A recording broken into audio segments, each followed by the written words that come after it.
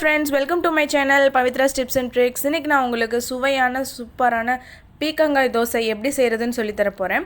அதுக்கான ingredients என்னன்றதை பார்த்தறலாம் வாங்க. நான் இதுக்கு வந்து 3 கப் அளவுக்கு இட்லி அரிசி வந்து 2 மணி நேரம் முன்னாடியே ஊற வச்சிட்டு கழுவி எடுத்துர்க்கேன். இப்போ இது கூட 2 பெரிய சைஸ் பீக்கங்காய் எடுத்துர்க்கேன். அதையும் தோல் சீவிட்டு கழுவிட்டு சின்ன சின்னதா கட் பண்ணி எடுத்துக்கலாம். இப்போ வந்து இந்த பீக்கங்காயோட தோல் கூட நம்ம தூக்கி போட போறது கிடையாது. அதுவும் வந்துட்டு நம்ம கழுவி எடுத்துக்கலாம். அதுலயும் நிறைய ஃபைபர் கண்டென்ட் இருக்கு. இன்னைக்கு வந்து பீக்கங்காவும் எனக்கு 3 கப் வந்துச்சு फ्रेंड्स. இது கூட நான் வந்து கொஞ்சமா கொத்தமல்லி தழை எடுத்துர்க்கேன். இப்போ இது கூடயே நம்ம கொஞ்சமா கறிவேப்பிலையும் ஆட் பண்ணிக்கலாம். நம்ம நார்மலா எந்த டிஷ் செஞ்சாலும் இது மாதிரி கொத்தமல்லி தழை கறிவேப்பிலை எல்லாம் போட்டோம்னா குழந்தைங்க எடுத்து போட்டுருவாங்க. அதனால அவங்களுக்கு இது மாதிரி கொடுத்தனா அதோட சத்தெல்லாம் போய் சேரும் குழந்தைங்களுக்கு.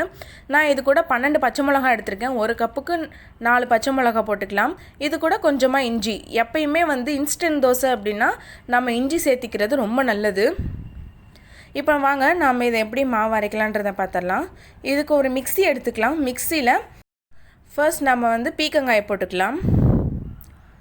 அது கூட அதோட தோலெல்லாம் சேர்த்திக்கலாம்.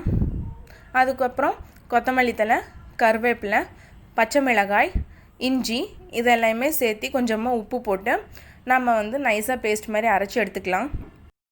இப்போ இந்த பேஸ்ட்டை நம்ம கிரைண்டர்ல ஆட் பண்ணிரலாம். அது கூடயே நம்ம ஊற வச்ச அரிசியை ஆட் பண்ணிட்டு நல்லா தோசை மாவு பதத்துக்கு அரைச்சு எடுத்துக்கலாம். இப்போ இதல வந்து கடுகு தாளிச்சு ஊத்திரலாம். இந்த தோசையை ஊத்திட்டு நம்ம மூடி வச்சிரணும் फ्रेंड्स. ஒரு 1 நிமிஷம் மூடி வச்சிட்டு அதுக்கு அப்புறம் திருப்பி போட்டுட்டு நாம வந்து சர்வ் பண்ணிரலாம். இந்த தோசைக்கு நாம வந்து தொட்டுக்கிறதுக்கு நம்ம ஜாமுன் சிரப் யூஸ் பண்ணலாம், இல்லனா இட்லி பொடி யூஸ் பண்ணலாம். இட்லி பொடி எப்படி செய்யணும்ன்றதுக்கான லிங்க் வந்து நான் கீழ தரேன் டிஸ்கிரிப்ஷன் பாக்ஸ்ல. அத போய் பாருங்க. அடுத்து நாம இது கூட ஊறுகாய் தொட்டுட்டு சாப்பிடலாம். சூப்பரா இருக்கும் फ्रेंड्स. இந்த தோசையை நீங்க வந்து கண்டிப்பா ட்ரை பண்ணி பார்த்துட்டு சொல்லுங்க எப்படி இருந்துச்சுன்னு.